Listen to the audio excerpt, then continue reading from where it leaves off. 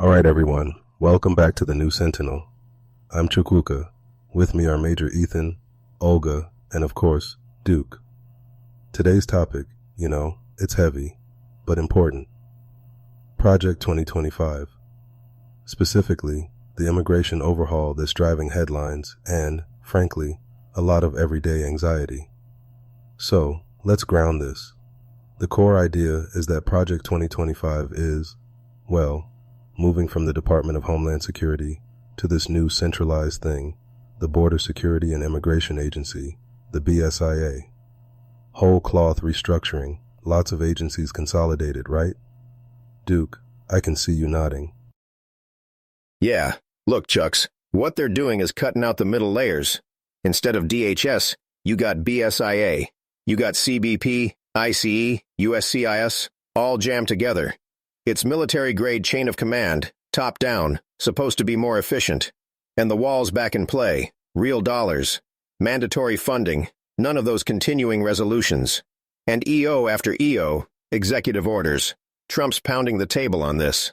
I mean, Schedule F is back, and if you're not on board, you're out.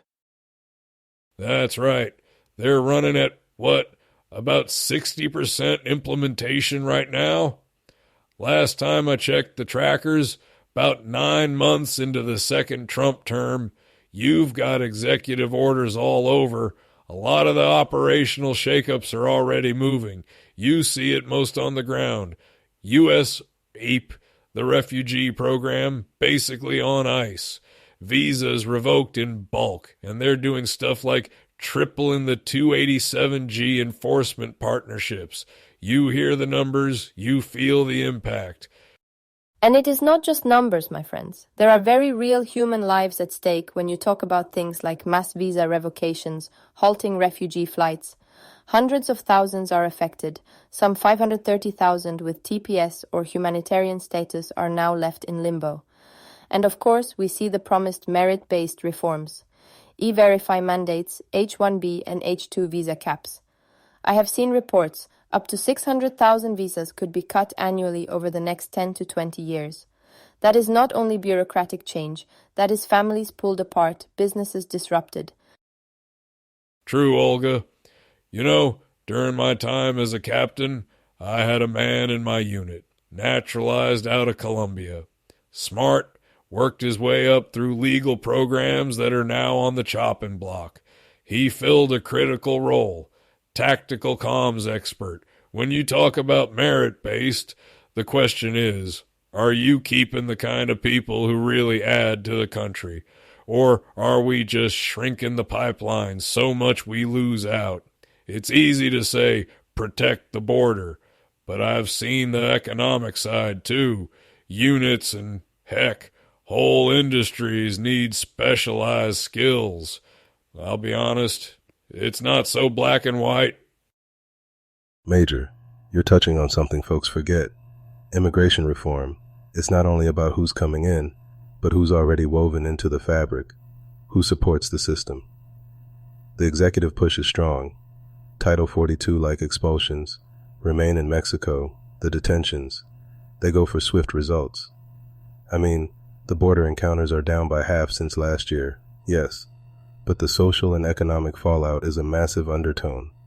We're definitely going to feel that as we move forward. Let's not lose sight of that, yeah?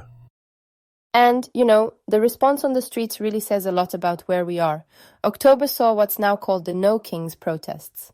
5, maybe 7 million people countrywide, marching, rallying, just holding up a mirror to all this executive overreach.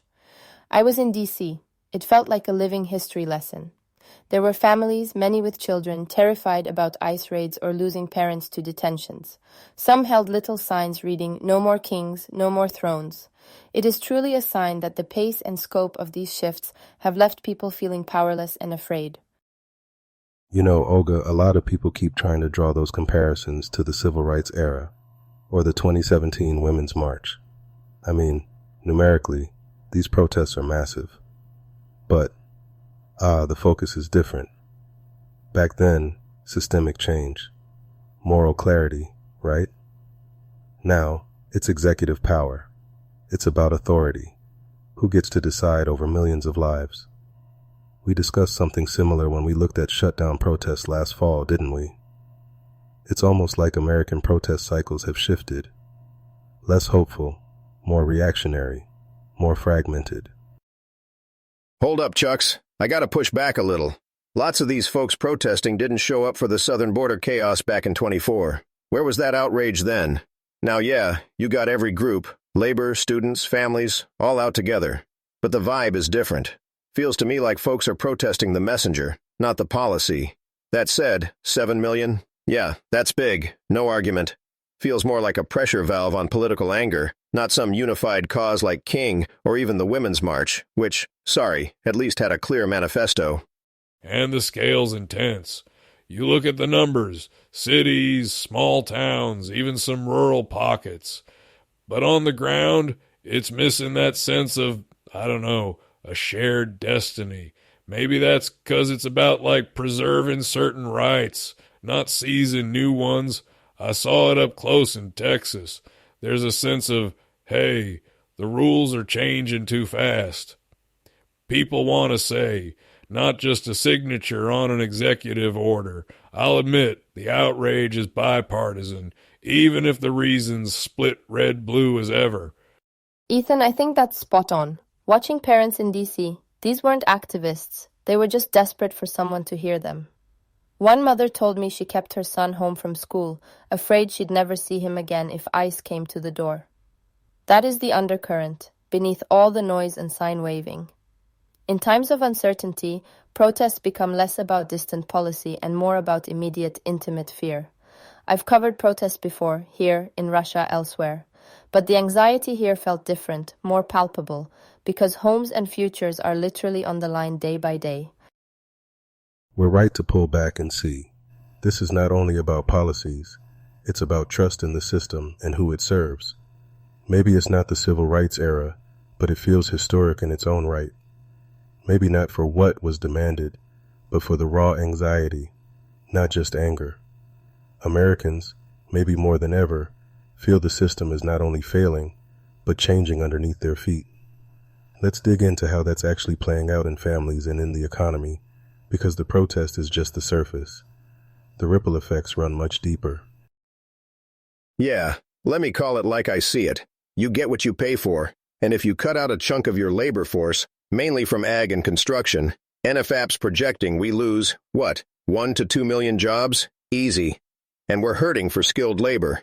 There's a drag on GDP, 0.5, maybe even 1%. That's a hit you feel in your wallet, not just some number in a think tank report. And nobody's talking about the $23 billion in annual taxes ITIN filers pump in. All that's at risk if folks head for the exits or can't renew their status. It's not just about border security, man. It's supply, demand, and cold, hard cash. Amen to that, Duke. And I'll tack on to it. The family and social impacts. You start losing HUD housing aid for mixed status families. That's 2/3 of college students getting shuffled out in 23 states. Schools see it first, but it doesn't stop there. I mean, with over 5 million kids living in homes with at least one undocumented parent, safety nets get overwhelmed. Healthcare, education, crime reporting drops 20% in hard-hit areas. That breeds fear, and when folks are afraid, nobody's calling the cops, not even when it's really bad. And as always, it hits the most vulnerable first. I'm seeing immigrant families coming apart, not hypotheticals. 1.2 million with DACA or TPS lost status or are anxious about losing it. There's already over 30 lawsuits, court backlogs just climbing. Privacy? Forget it. Non-citizen data is being published.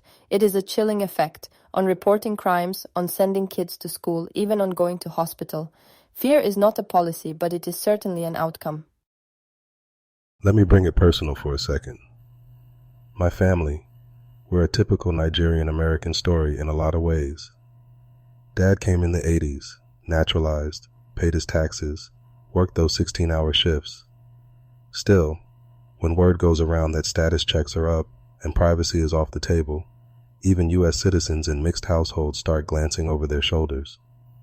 That's not a way to build trust or unity. And honestly, isn't that where American identity gets tested? Is it about sovereignty, about who belongs, or about upholding the idea that anyone can find a home here if they work hard enough? Because right now, millions are living that debate, not reading about it, living it. It is easy to cite numbers, backlogs, lawsuits, a projected 10% loss in the agricultural workforce, but each is a thread in the fabric of communities, and every thread frays a little more each time an executive order drops or a policy shifts overnight. We must remember these are human stakes, not just legal precedents. Couldn't say it better. Change is coming hard and fast, but the cracks in the foundation, the legal confusion, the economic fallout, the anxiety, those will be the legacy if things don't get balanced soon. Doesn't matter if you're on the left or right. Guess we'll see if Congress wakes up. Numbers don't lie. People can twist them, but you can't ignore them forever. All right, that's our hour, folks. These issues aren't going anywhere, and neither are we. Next week, we'll look ahead to the Supreme Court showdown brewing over citizenship. Until then, thanks for sticking with us. And Major, Olga, Duke, appreciate your insight as always. Thank you, team. Stay safe and stay kind out there. Always a pleasure. Let's keep the conversation sharp, folks. You know it. Watch your six, people. Later. From all of us at the New Sentinel, good night, and never stop asking questions.